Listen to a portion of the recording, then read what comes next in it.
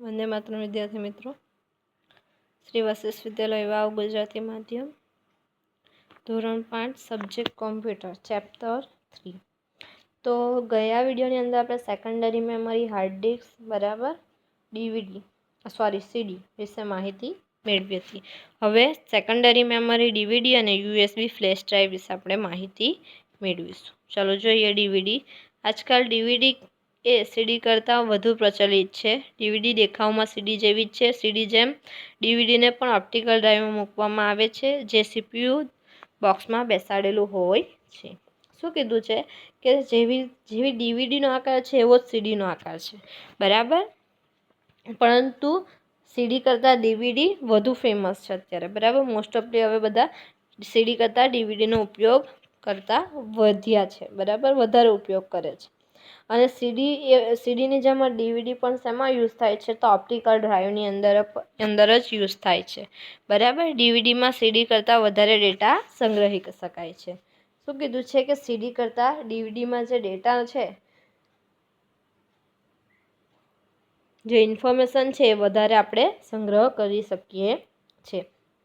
હવે USB flash drive એટલે કે પેન ડ્રાઈવ, જેનાથી તમે સારી રીતે પરિચિત છો, બરાબર. હવે તો બધાને ખબર છે કે પેન ડ્રાઈવ કેવી રીતે યુઝ કરવાની, એની અંદર કેટલા ડેટા સ્ટોર થઈ શકે અને જે પણ ડેટા છે, બરાબર, એ કેટલા પ્રમાણમાં સ્ટોર થાય. સૌથી વધારે અત્યારે લેટેસ્ટ પેન ડ્રાઈવ કઈ છે એ બધાને જ ખબર હોય છે, બરાબર. પેન ડ્રાઈવ જે છે એ 4 જીબીથી 2 જીબીથી શરૂ થાય. 2 જીબી, 4 જીબી, 6 જીબી, 8 જીબી, બરાબર. ત્યાર પછી 32 જીબી અને 64 જીબી. આ રીતે આપણે પેન ડ્રાઈવ જે છે એને આટલા સ્ટોરેજમાં જોઈ શકીએ છીએ, બરાબર.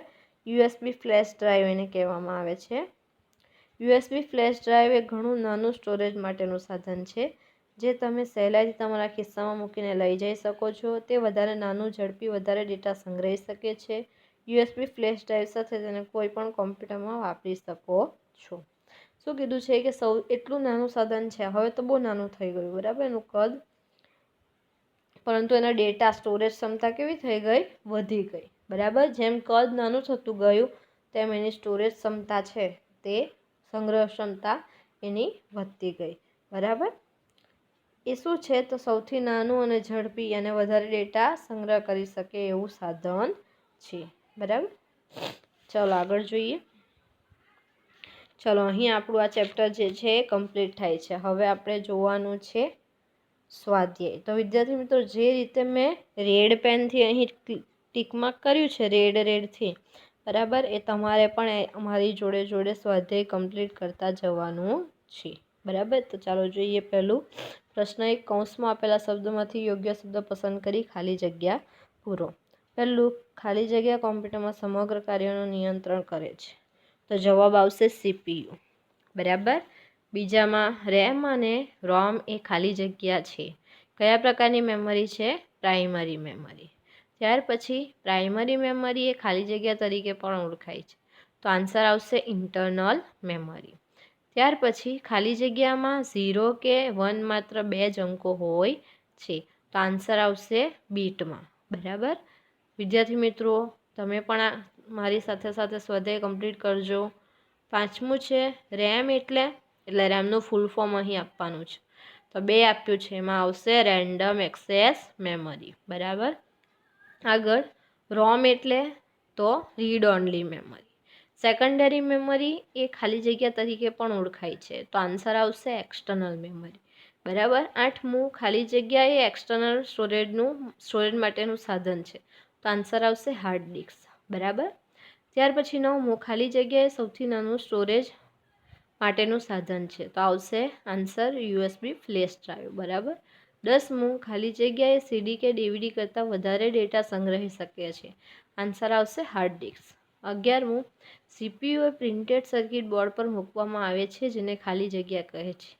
તો આવશે મધરબોર્ડ, આન્સર, બરાબર. 12મું, કોમ્પ્યુટરની અંદર થતી બધી જ ક્રિયાઓનું સંચાલન કરે છે. કોણ કરે છે? કંટ્રોલ યુનિટ, બરાબર. તો એમાં આવશે આન્સર કંટ્રોલ યુનિટ. આગળ 12મું રિપીટ થાય છે પાછું. હવે 13મું જોશું.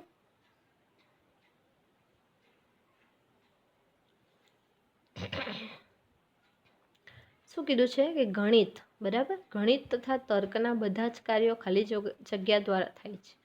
ગણિતને તર્કના લગતા બધા જ કાર્યો કયા યુનિટમાં થાય? તો આન્સર આવશે ALU, બરાબર. 14મું, બધા જ ડેટા, પ્રોગ્રામ અને માહિતીનો સંગ્રહ ખાલી જગ્યામાં થાય છે. તો શેમાં આવશે? મેમરી યુનિટની અંદર, એટલે આન્સર આવશે મેમરી. 15મું, ખાલી જગ્યા એ અસ્થાયી મેમરી છે. કયું આવશે? રેમ કે રોમ? રેમ, બરાબર. આગળ, ખાલી જગ્યામાં ડેટા વીજ ઝબકારના સ્વરૂપમાં સંગ્રહ થાય છે. તો આન્સર આવશે રેમ, બરાબર. 17મું, રેમમાં ખાલી જગ્યાના ઉપયોગ દ્વારા માહિતીનો સંગ્રહ થાય છે. તો આન્સર આવશે બિટ્સ ફોર્મમાં, બરાબર. 0 અને 1ના ફોર્મમાં, એટલે બિટ્સ ફોર્મમાં. 18મું, 8 બિટ્સના સમૂહને ખાલી જગ્યા કહે છે. શું આવશે આન્સર? બાઇટ, બરાબર. ત્યાર પછી આગળ જુઓ. 19મું, ખાલી જગ્યા એ પ્રોગ્રામનો સંગ્રહ કરે છે જે કોમ્પ્યુટરને કઈ રીતે કામ કરવું તેની સૂચના આપે છે. તો આન્સર આવશે રેમ, બરાબર. ત્યાર પછી 20મું, ખાલી જગ્યા એ સ્થાયી સંગ્રહ માટેનું સાધન છે. તો આન્સર આવશે હાર્ડ ડિસ્ક, બરાબર.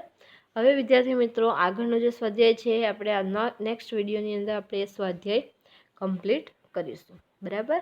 આજે જેટલું બી સ્વાધ્યાય થયું છે એટલું તમે તમારા જે પાઠ્યપુસ્તક છે એની અંદર કમ્પ્લીટ કરવાનું રહેશે, બરાબર વિદ્યાર્થી મિત્રો. વંદે માતરમ. Thank you.